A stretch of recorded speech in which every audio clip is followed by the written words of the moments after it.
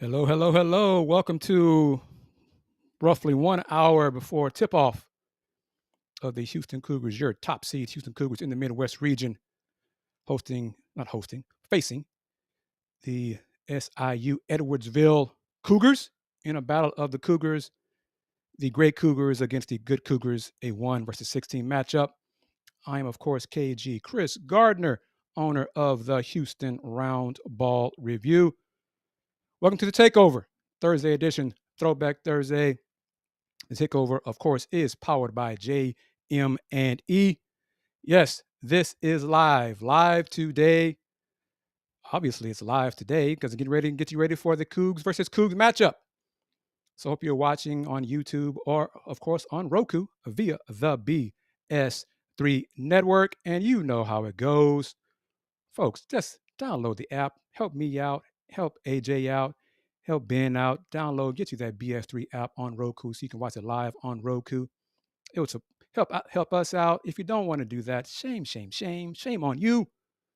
But you can just go to the website bs3network.com or bs3tvlive.com.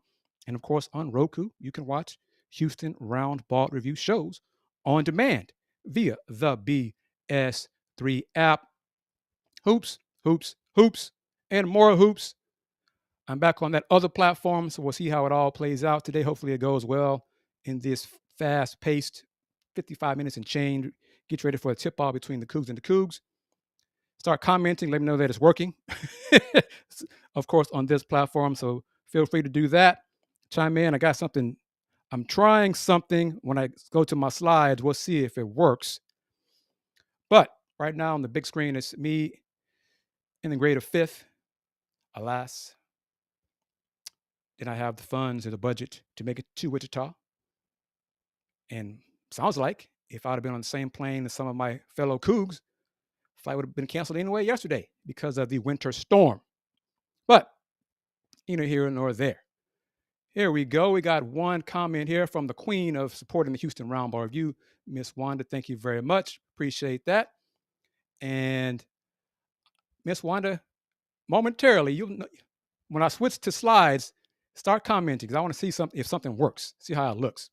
But yes, again, this is the Houston Roundball Review Takeover, powered by JM&E, streaming live on Facebook, on the Houston Roundball Review Facebook page, and of course on YouTube at Houston Roundball Review, as well as on Roku via the BS3 app. All right, Coug fans know, Coug fans, Houston Cougar fans. Salute to anybody from Edwardsville who's chiming in from the stadium as you're getting ready to watch the battle of 1 versus 16. Here we go, Miss Wanda. Here we go. Some info via Rob Douster. I think Rob's part of Field of 68, but he's also on The Athletic. So let's see if this works as I switch to everything. Here we go. Strengths of the Houston Cougars. And I see the comment there. You see the comment there on the side there? It worked. Excellent. All right. Houston does 3 things at an elite level that great teams need. It is top 15 nationally in offensive rebounding rate, ranks top 20 nationally in defensive turnover rate, and shoots better than 40% on 3-pointers. Put another way, the Cougars maximize the number of possessions they get in a game better than anyone and are elite at the most efficient shot in the sport. Also, they are incredible at defending the paint and have a never-ending assembly of 6'8" junkyard dogs with 7'5" wingspans. They have the best culture in college basketball right now. And to a point, the name on the back of the jersey doesn't even matter. They are the epitome of next man up. Going to give a shine to the Kenyon B. Thank you for chiming in. I see you on the right side there, but I'm going to give you some love here as well. Not so sure about that one, Kenyon B. I think Cole Pete's not going to lead the state of Arizona, either the Sun Devils or the Wildcats. So I don't think that's going to happen, but you never know. But thank you for chiming in on this edition of the Houston Roundball Review Takeover. I appreciate that. And I'm enjoying these little toys here, man. Y'all better watch out. Kid with a new toy. Uh-oh. But next on the slides, weaknesses. Let me know if y'all agree with this, because me and my brothers on Let's Rate Cougs Not really do. Weaknesses. If there is one concern about Houston, it's the lack of a go-to guy at the end of the clock. LJ Cry is one of the best tough shot makers, but those shots aren't always going to go in. Juwan Roberts has developed an effective jump hook going to his left, but that's not the most efficient shot. The key will be Milos Uzan, who really came into form in the final 6 weeks of the regular season. It took the Oklahoma transfer some time to learn Kelvin Sampson and for Sampson to learn Uzan. It's working now, and since Uzan accepted being a little more selfish, the Cougars have looked like a very real national title threat. Do y'all agree with that? Disagree? I kind of think the lack of a go-to guy could be a strength for these Cougs because Coach Sampson will draw plays based on who has a hot hand or who has the best advantage against the opponent. If it's in the post, ball's going to go to Juan. If it's point guard advantage, Los will have the ball. If it's two guard advantage, LJ will have the ball. If it's on the wing, Emmanuel Sharp will have the ball. So let me know your thoughts on it. I think a lack of a go-to guy is not that big of a deal. I mean, you can't all have Kay Cunningham. Go Pistons. But anyway, back to it here on this edition of the Houston Roundball Review Takeover. And let me know your thoughts. I can see your comments on the right side of the screen there. I'm loving this. Okay, next. Outlook. Houston's floor is as high as any team in the country, which has been the case for the last 6 years. It has won back-to-back Big 12 regular season titles after moving to the league from the AAC, won the Big 12 tournament, and has reached the Sweet 16 in the last 4 NCAA tournaments.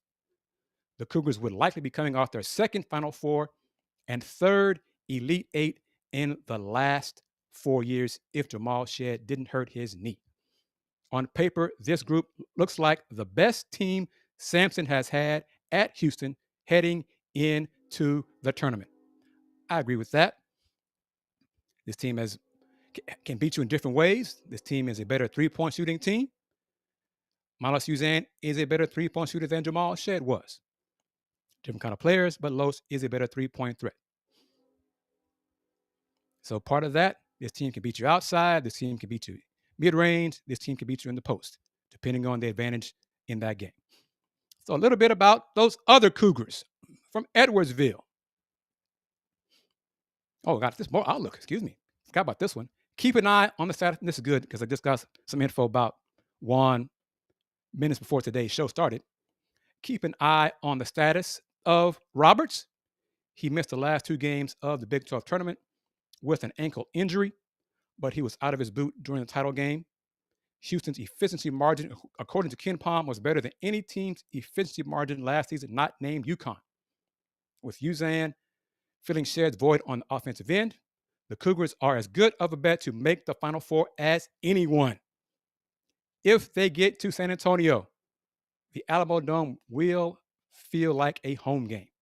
Houston can absolutely win the national championship. Miss Wanda, Kenyon B, how does that sound to y'all? Are y'all as hyped about this? I'm trying to be as objective as I possibly can while reminding everyone that I am a proud graduate of the University of Houston. I am a proud Houston Cougar. And yes, I didn't pick brackets. I don't do brackets anymore. But I've been a guest on Nate Griffin, Ralph Cooper earlier this week, and both times I picked the Houston Cougars to win it all, beating Florida in the championship game. Not sure if I'm going to be there, unfortunately. I'm still waiting on some manna from heaven from a potential big news to share. Hopefully it finally happens. But without that, who knows? Next, Southern Illinois Edwardsville Cougars. Head coach Brian Maroney's team. And I remember him playing at A&M. I remember taunting him, me and my buddies taunting him from our 4 seats in what was then the student section of rowdy Cougar fans. It was just us. The 4 of us were the student section chanting not so kind words to the visiting teams. But head coach Brian Maroney's team relies heavily on its stout defense. On the season, they're an impressive number 35 nationally in effective field goal percentage defense, allowing only 46.3% from two and 33.3% from, I should be three. Contesting shots is their game. Putting the ball through the basket, however, is a chore. Averaging a paltry 1.024 points per possession. SIUE is worse than 250 in adjusted offensive efficiency. They also lead points at the line, shooting a wretched 67.6% on freebies. Way back in November, the Cougars only briefly challenged Illinois and Indiana, eventually losing by 32 and 19 points, respectively. Rayshawn Taylor, the Ohio Valley Conference Player of the Year, scored 30 plus in 3 games. And a side note, Coach Kelvin Sampson said earlier this week that he asked his staff for a Big 12 player comparison for Rayshawn Taylor. And staff said Rayshawn reminds them of West Virginia guard Javon Small. Javon Small was first team All Big 12. Did not put up great numbers against the Cougs, except for the first half in their first meeting. But Javon Small is a talented player. Rayshawn Taylor is a talented player.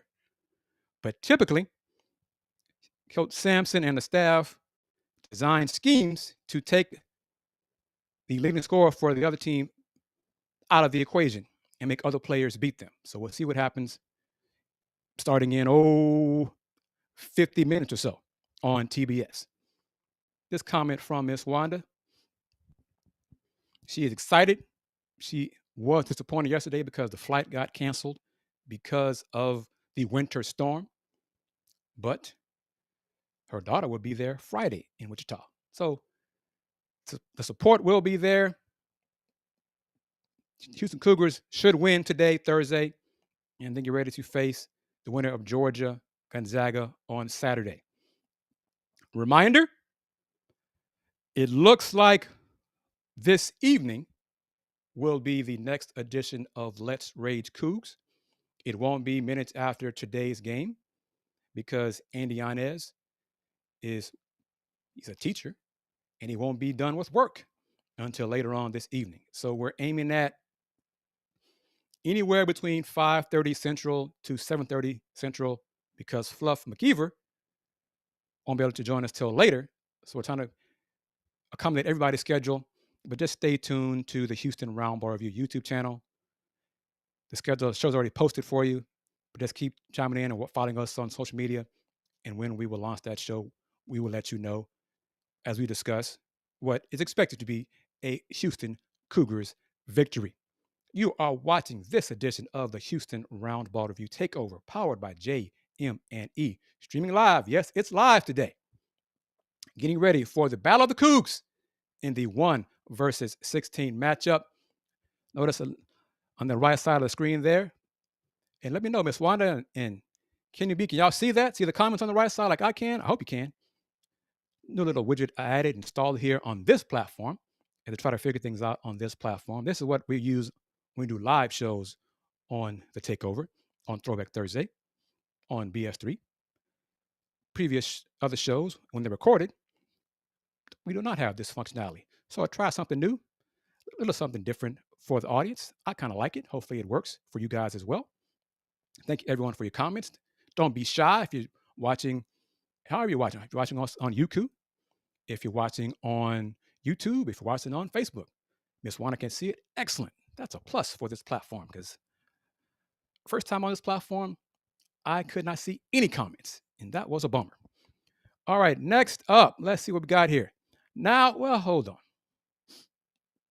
Now I'm going to go back to get away from the slides and put my shiny bald head on the big screen because I have some bones to pick with the committee, as in the selection committee.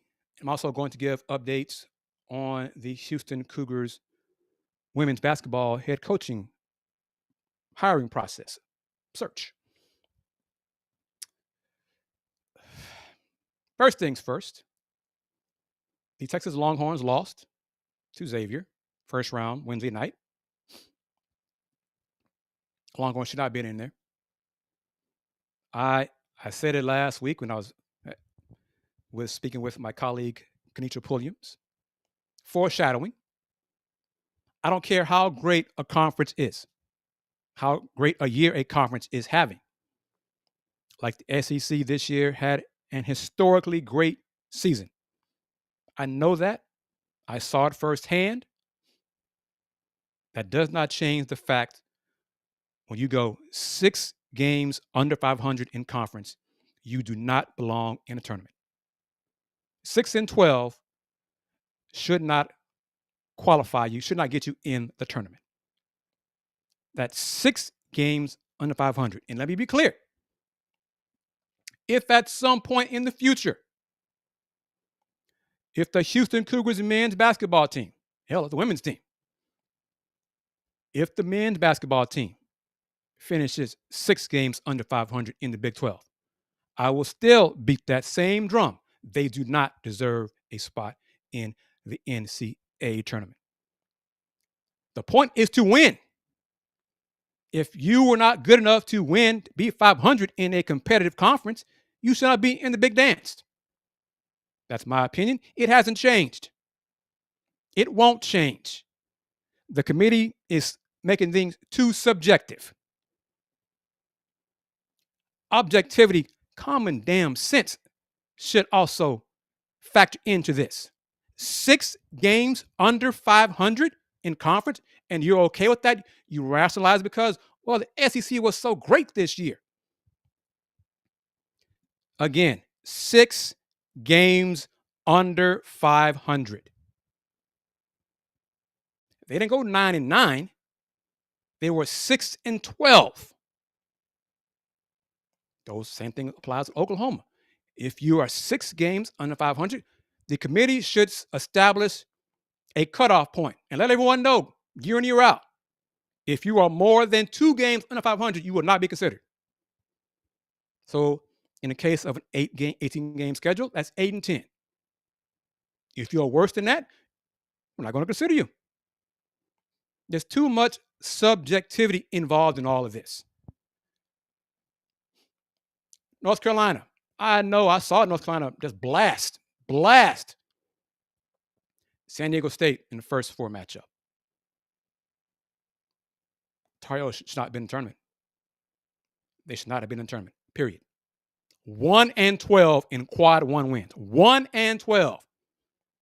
It's great they scheduled tough non-conference. That's great. They won 1 game out of 13. What are we doing here? They won 1 game out of 13. Committee vice chair said, because the head of the committee is the AD for North Carolina, and he received a bonus of $100,000 for the Tar Heels making the tournament.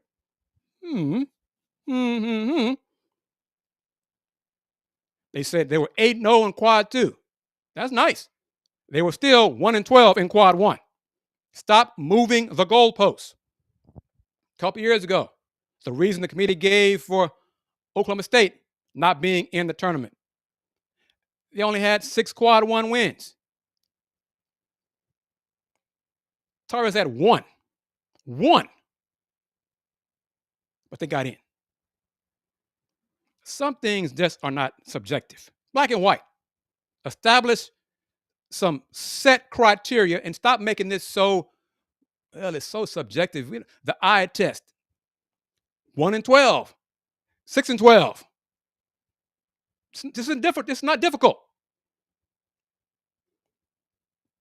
And Miss Wanda, and it should not be this way either. It appears they want to go with name recognition, same old, same. And that should not be the case. But now I'm going to move to slides.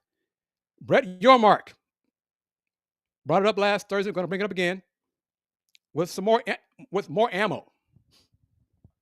Let me bounce around because this is some tidbits of information for everybody before I get to Brett Yormark. How many seeds make the Final Four? This is via teamrankings.com. Since the NCAA tournament expanded to 64 teams, 85, number one seeds have accounted for 62 of the 156 Final Four spots. That comes out to about 40%. That's an average of 1.5 top seeds, 1.58 top seeds in the Final Four each year.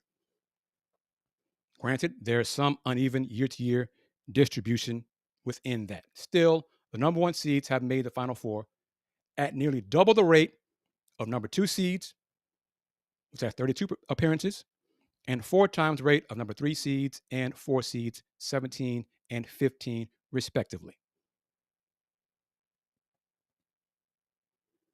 Has a Final Four ever had all number one seeds? And that's what not a lot, but a good number of folks this year have picked, including me. This stat gave me some pause, though. It has happened only once, and that was in 2008 when all 4 number ones made it. That year, Kansas, the eventual champion, Memphis, North Carolina, and UCLA made the Final Four as number one seeds. It came close to happening again in 2015 as 3 number one seeds made the Final Four. That particular feat has occurred 3 times in men's tournament history since 85. What percent of number one seeds win it all?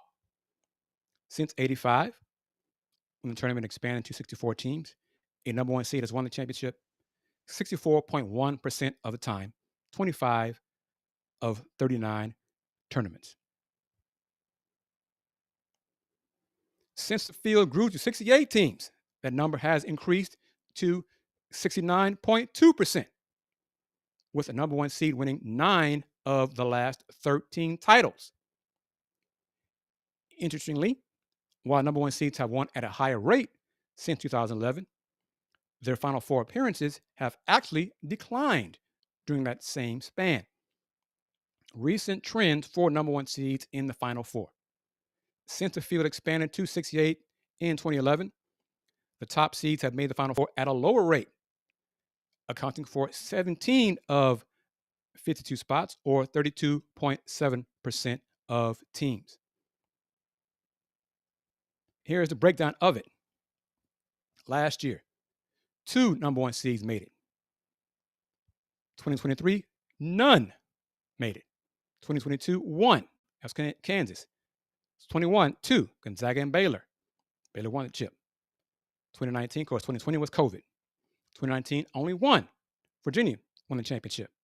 2018, 2 number one seeds made it. Kansas and Nova. Nova won it all. 2017, 2.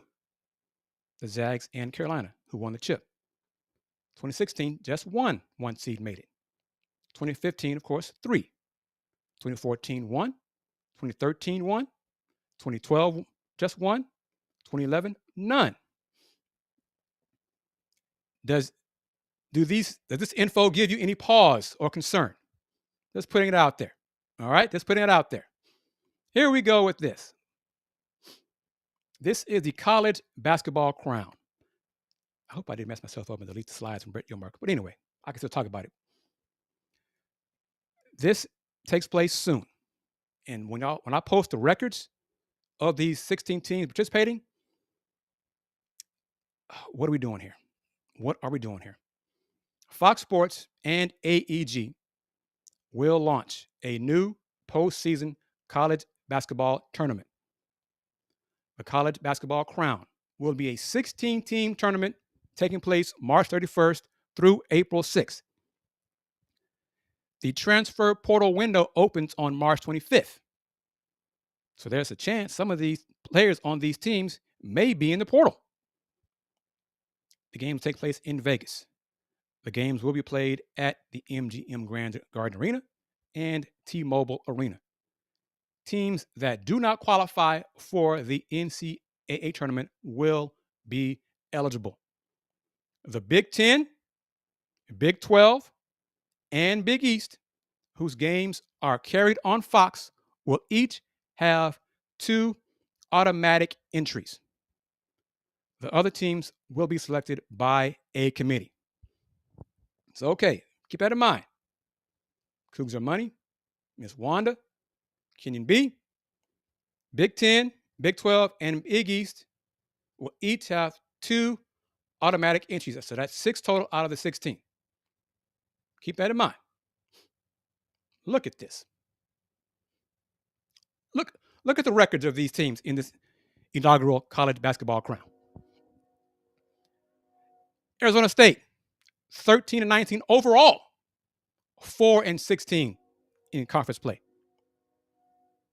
Thank goodness for Boise State, 24-10 overall, 14-6 in the Mountain West.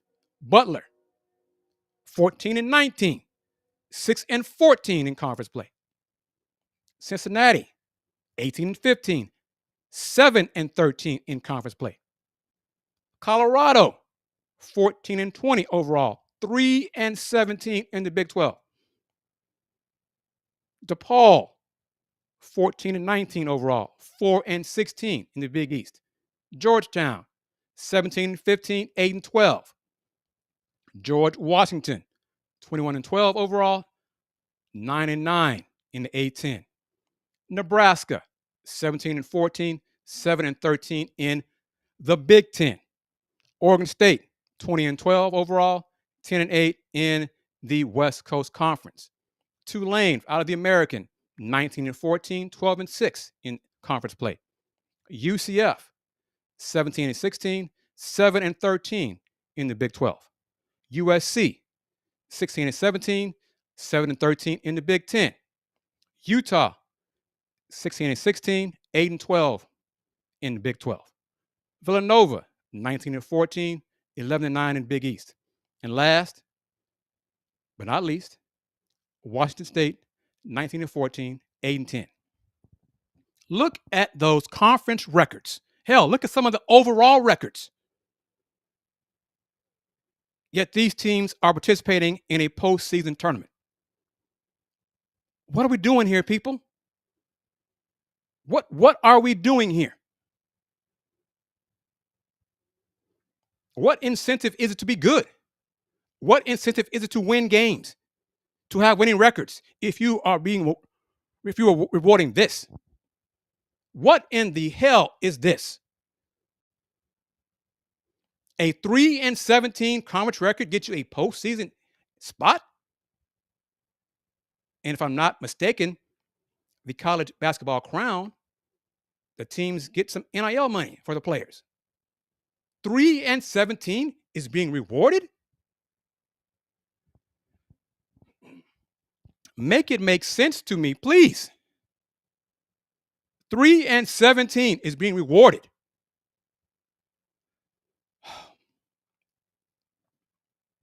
Here we go. I had it out of order. But this is his fault too. Brett Yormark. He's in favor of expanding. Thank you, Edward. Thank you for chiming in. Thank you for the comment. Appreciate it. Same thing as in schools. Everyone is a winner. You get a spot. You get a spot. You get a spot. You get a spot. What the hell are we doing here? But Brett Yormark said these words before the start of the Big 12 Men's Basketball Championship. He's in favor of expanding the men's tournament, the NCAA tournament, to 76 teams. 8 more teams. This is before West Virginia got snubbed, I think got robbed, for earning a spot in the tournament. And they did not have a great conference record. I know all that. And I had concerns when they lost to Colorado in their opening game of the Big 12 tournament. But Yormark, he's in favor of expansion to 76. He thinks that's the right number.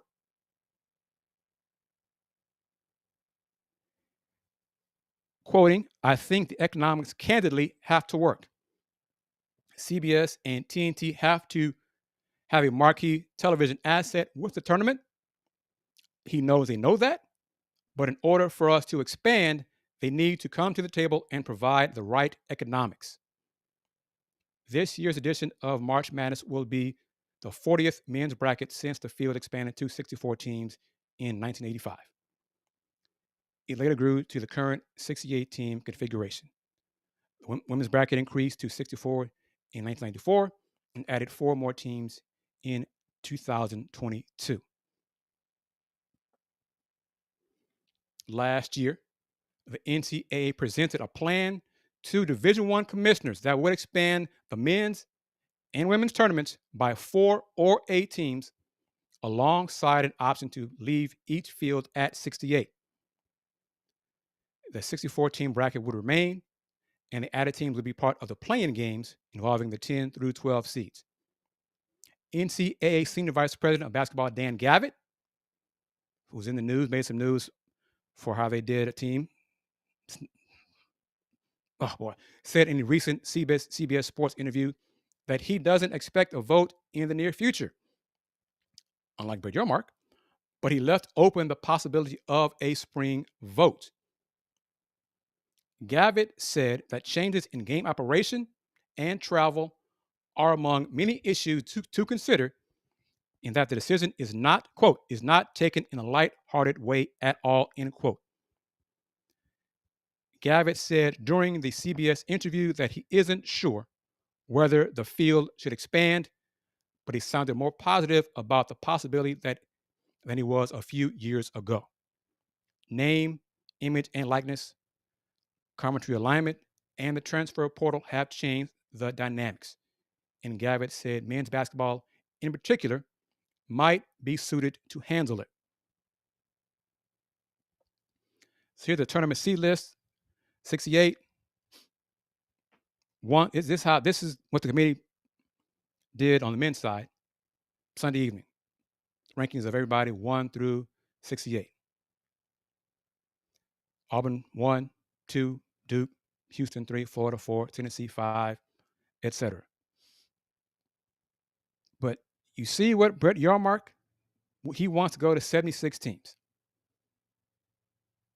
And yet, the Big 12 is part of this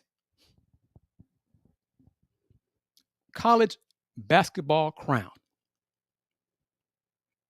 with records of 4 and 16 in conference play from Arizona State, Big 12. Colorado, 3 and 17, Big 12. Utah, 8 and 12, conference play, Big 12. Cincinnati, 7 and 13, Big 12. What are we doing here? And as Miss Wanda states and asks, the records are horrible, and will fans really pay money to go see these teams besides their own fans? So who's going to go to Vegas to watch this? And add it to it, as I said minutes ago, the transfer portal opens up in a few days. So there could be teams who lose players to the portal who are in this event. So starting 5 may be completely different. What are we doing with this? Who thought this was a good idea?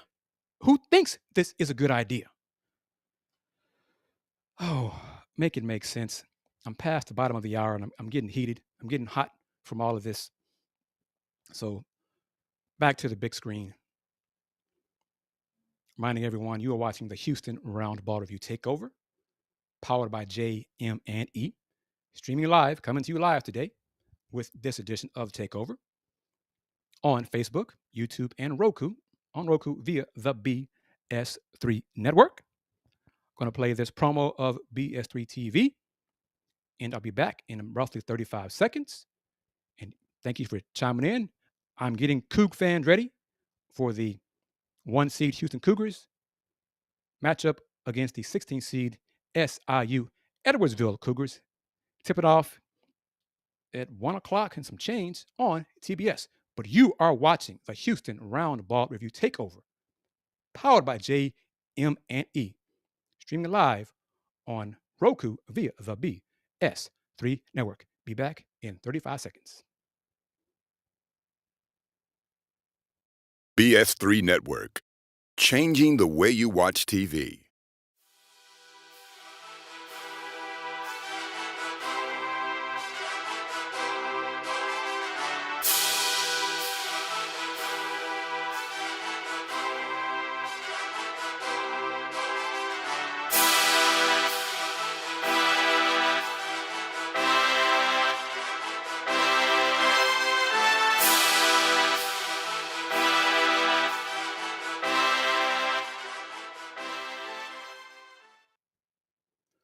Welcome back to this edition of the Houston Roundball Review Takeover, powered by JM&E, streaming live on Roku, streaming live on YouTube at the Houston Roundball Review YouTube channel, on Roku via the BS3 Network.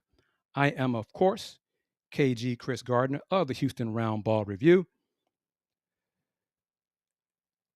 Initially, I was told that the initial starting five for the Coogs today, for today's matchup, was going to list Terrence Arsenault. However, it is expected that once the game starts, or once the final lineups are submitted, Juwan Roberts will be in the starting lineup. He is expected to play. He is as close to 100% as he can be, so he's going to give it a go. He's going to play. He should not really be needed for today's matchup, but don't disrespect the opponent. But if John Houston, the shaman, as I refer to him, the team trainer, says Juwan can go, Juwan's going to play. So there we go with that. Now, in these closing moments, going to talk about Houston Cougars women's basketball. Edward, I'm not sure if Edward, if you're a Cougar alum. Miss Wanda, you're a supporter alum. If you're a Cougar alum, the process to hire the next head coach is picking up speed, is picking up pace. One candidate, I think, has been in talks with the administration at least twice, if not 3 or 4 times. I'm not enamored with her as the choice. She did not lead her team to the conference tournament championship. She lost to Rice in the quarterfinals of the American. I'm speaking of Coach Karen Aston. So that underwhelms me. She is, though, an upgrade over Coach Huey in terms of experience and wins. I don't believe she'll be a long-term coach here. I think she's probably closer to wanting to retire than coach a long time in Houston. So that's another, in my opinion, mark against her. Another coach being considered did lead her team to the tournament. They face Florida State in the first round on Saturday. That team is George Mason from the A-10. The coach, Vanessa Blair Lewis, 27-5 record this year at George Mason, won the A-10 tournament. She's been a winner. Let me put it like this. And if you follow basketball, if you really follow basketball, you'll understand what this means. She won at Bethune-Cookman. Okay? Bethune-Cookman. HBCU. I think when they were in the MEAC, she went to George Mason before Bethune joined the SWAC. But she won at Bethune-Cookman. Okay? So that's impressive. But most of her experience recruiting is East Coast. So I'm not sure if that's a great thing in terms of attracting the local talent. She'd have to bring someone to our staff who has ties to the Houston and Texas area for recruiting. But she's a winner. She's, I think, met with the administration maybe twice this week. So before the team leaves, I think they're leaving for Baton Rouge for the LSU's hosting that 14 pod. And I think George Mason's leaving today for Baton Rouge, having a send-off for the team today. However, last Thursday on the show, I was fired up about the interest Houston would receive for the job, for the head coach of the women's basketball program. Monday, cold water was poured on me in my excitement. I'm not going to get into specifics, just based on news that I learned. Some folks involved in the process, I don't believe should be involved in the process, still having a say in this process. Some candidates who I believe Houston should have contacted, they did not contact or had not contacted. Other coaches have told me they were soured and or disappointed in how things were being handled by the administration, by the people in charge of the hiring. Therefore, I'm just going to sit and wait for the announcement to take place. So yes, my enthusiasm no longer exists for head coaching at Houston. So there's an opening at Houston. There's an opening at Prairie View. Coach Sandy Pugh announced she was stepping down. I think her announcement is similar to Coach Huey's announcement. Coach Pugh was not coming back to Prairie View. I think her contract was up, so they were not going to renew it. But the announcement was nice and fluffy and made you feel all good inside. And no.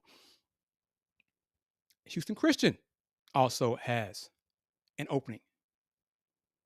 All three jobs are on the women's basketball side. Happy news for women's hoops in H-Town. Texas Southern Lady Tigers are in action this evening, Thursday evening, 6:30 p.m. tip-off, Central Time. First round of the WNIT. TSU is hosting St. Mary's hosting a first-round matchup. The winner of that game will go on to play La Tech, I believe, in Ruston at La Tech. So on the women's side in H-Town area, one Houston team is in postseason play. So kudos and salute to Texas Southern head coach Vernette Skeet and her players. Not Houston, not Rice, not Prairie View, not HCU, not Texas A&M. Texas Southern Lady Tigers are the lone team in postseason play. Women's basketball here in H-Town got to be better. Got to get better. I've said it before on platforms, on this show. The rising tide and excitement surrounding women's basketball across the country isn't here in Houston. The administrations have to step up with their support. The coaches, the players, staff got to do their part. Fans, everybody has to do their part.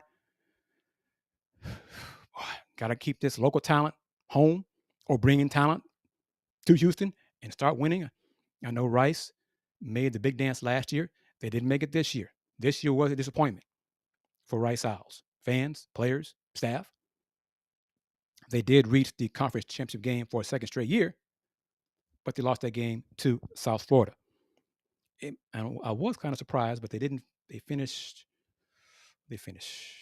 ninth, I think, in the American. So they did not get an invite to the postseason. So again, the Texas Southern Lady Tigers are the only Houston area women's basketball team in postseason play, hosting St. Mary's tonight inside H&P Arena. Tip-off is at 6:30 p.m. I saw it. Joe Mendez is going to give you credit. Not credit, give you some love. Put you on the screen for the comment. LFG, let's effing go. Go Coogs. Be fearless. 6-0. It's March Madness time. It's go time. As LJ Cryer said, it is go time. I'm getting you ready, getting the Coug fans ready for the matchup against those other Cougs from Edwardsville. Games in Wichita. It's not a long drive for Edwardsville fans and supporters. So there might be more, I say more, hopefully not, but might be a good number of Edwardsville fans, SIU-Edwardsville fans in the building supporting their Cougs, because unfortunately, my Cougs, some of them cannot make it to Wichita because their flight got canceled yesterday because of the winter storm. That's how it is. But the Houston Cougars will win today. They will advance to the second round and face the winner of Gonzaga, Georgia on Saturday. Let's Rage Cougs will discuss and recap the Cougs win over the other Cougs later this evening.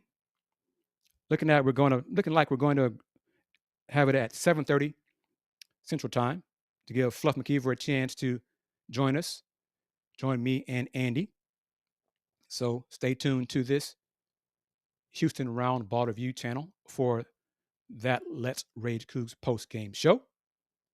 Thank you everyone for watching. I think that pretty much chimes it in, wraps it up.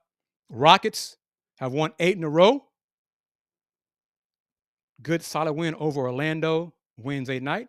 They got Miami on Friday in Miami, the struggling Miami Heat. I think the Heat have lost, 9 in a row? I think that's right. After my Pistons defeated Miami with a clutch, game-winning, banked-in three-pointer, still counts, from All-NBA player, he should be, he better be, Kate Cunningham. The Heat, now check this out, how things just have gone topsy-turvy. Miami Heat, I think, leads the NBA this season in most games lost with a fourth quarter lead. And I want to say it's like double digits. They've led in the fourth quarter and lost. And I'm talking like 10-point leads in the fourth and lost. Rockets face the Heat with a chance Friday for their 9th straight win. How about that? And that's without Amen Thompson for the most part. Amen Thompson might play against the Heat, so he might get to face Tyler Hero. And we know how that first matchup here in H-Town went. Had a little altercation between the two of them.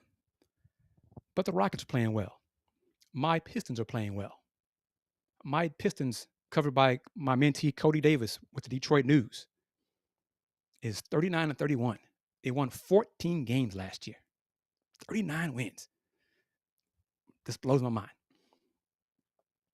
Everyone, if you want to advertise on this show, I need advertise on this show. Really do. Really do. I'm trying to get through April, the rest of this year. Because if not, I may have to take a hiatus on this show like FTS did as well. There's a reason why Folks Talking Sports hasn't been back. But email me at advertise@thehrr.com. Also, order your Houston Roundball Review merch. The link scrolling across the screen, bonfire.com/store.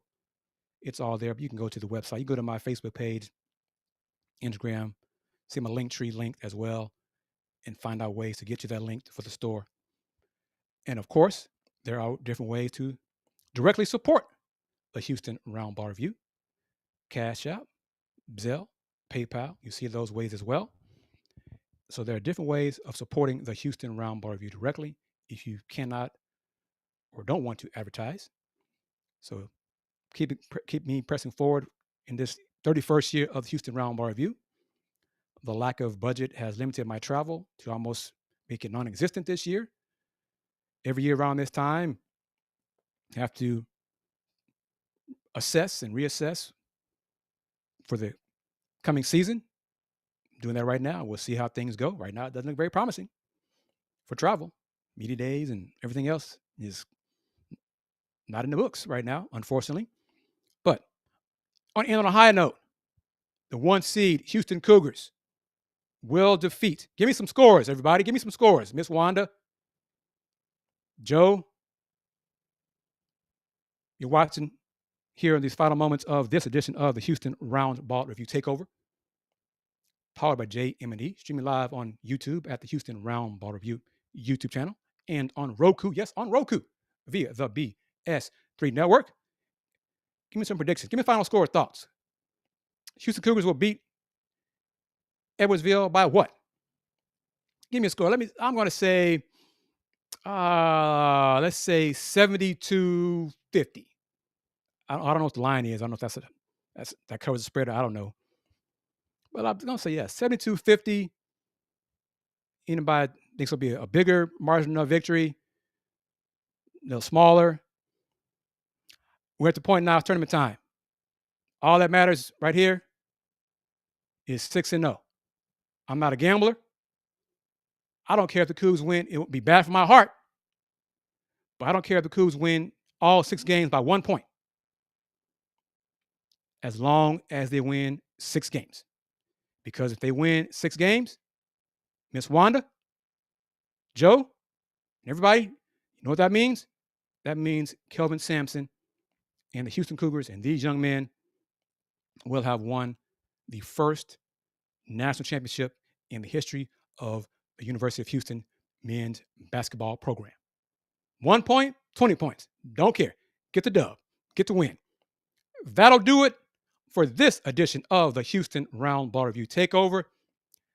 Thank you for participating in the discussion. I kind of like the new comment window on the side there with the slides. It's a good look. We'll see if Kenitra can join me next week. I think Willie Gibson might. I'm not sure if Willie's covering the Cavs next Wednesday or not when we record, but we shall see. But as always, it's my pleasure to spend time with you on the takeover. Once again, email advertise@thehrr.com. Buy you some merch at the website via Bonfire. Order your official Houston Roundball Review merch. And that's going to do it for this edition of the Houston Roundball Review. Thank you, as always, for joining me today on the show. Spread the word about the Houston Roundball Review. Spread the word about the Houston Roundball Review Takeover. Now let's go enjoy the game. Watch the 1-seed Houston Cougars defeat the 16-seed SIU-Edwardsville Cougars.